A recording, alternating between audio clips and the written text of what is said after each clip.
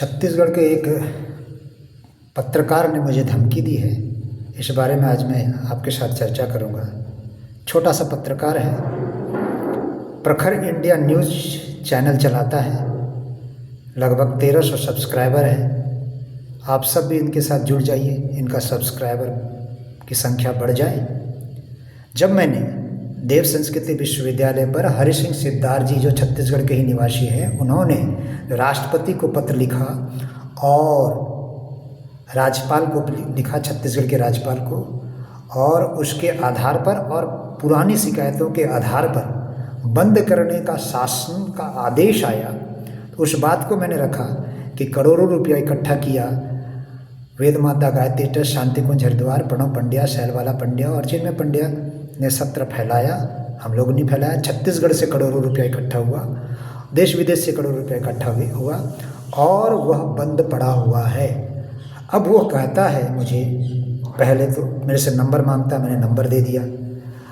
आपको पता है छत्तीसगढ़ में देव संस्कृति विश्वविद्यालय संचालित है और यहाँ बच्चे पढ़ते हैं। अरे भैया, कौन सा बच्चे? वो विश्वविद्यालय बना था। यदि वहाँ पर चौथी, पाँचवीं, छठी की बच्चे की पढ़ाई हो रही है तो उसे विश्वविद्यालय नहीं कहा जाएगा भाई। खोजी पत्रकार बनो, जानकार बनो, उसे विश्वविद्यालय नहीं। विश्वविद्यालय में वह जो देश विदेश से लोग आए, 10th के ऊपर पढ़ाई हो, डिप्लोमा हो, डिग्री दिया जाए, PhD तक का हो, तो उसे यूनिवर्सिटी कहते हैं। वो डीम्ड यूनिवर्सिटी बनने जा रहा था। अब वहाँ छोटे बच्चे पढ़ रहे हैं तो उसको हम विश्वविद्यालय मान ले। और उसके बाद वो मुझसे कहता है बहुत जल्द आपके खिलाफ FIR होगा, आपके विरुद्ध कार्रवाई होगी। भैया ये सब ना धमकी ना कहीं दूसरे जगह देना। तो पत्रकार होता तो इस तरह की बात ही नहीं करता, खोजबीन करता। ठीक समझे? इस तरह की मेरे को धमकियाँ बहुत है। हमारे पास झूठे आरोप,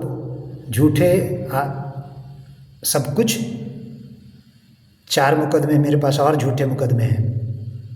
एक जो असली मुकदमा जिसमें हमें 657 दिन रहना पड़ा कारागार में, उसकी तो धज्जी उड़ा दी हम लोग सुप्रीम कोर्ट में जाके।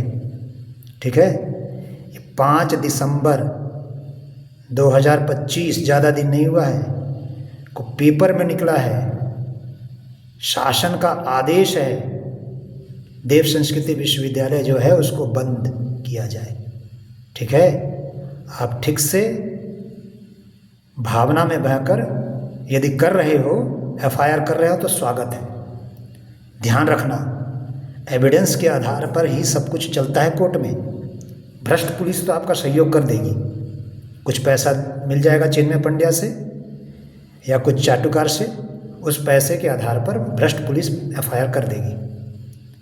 ठीक है, मगर कोर्ट में एविडेंस चलता है और एविडेंस के आधार पर ही प्रणव पंड्या को सुप्रीम कोर्ट ने धज्जी उड़ा दी, शैलवाला पंड्या को भी।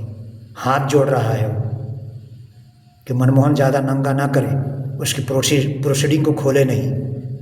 हम भी प्रोसीडिंग को खोलने रहे, सुप्रीम कोर्ट के आदेश का पालन कर रहे हैं, देखते हैं कब तक पालन करना है। मगर वो केस क्वैश हो गया, जो झूठे आरोप थे। हम सब जो भी बात करते हैं एविडेंस के आधार पर बात करते हैं और पूरे प्रमाण के साथ बात करते हैं। नौसिखिए की तरह से मेरे से बात मत किया करो, और यदि करोगे तो उल्टा जब तुमको हम फंसाएंगे ना तो देख लेना। ये भी नियम है, ये संवैधानिक अधिकार है मेरा। जो अभी झूठे केस किए ना, उनकी नानी याद दिला दूंगा और तुम्हें भी नानी याद दिला दूंगा।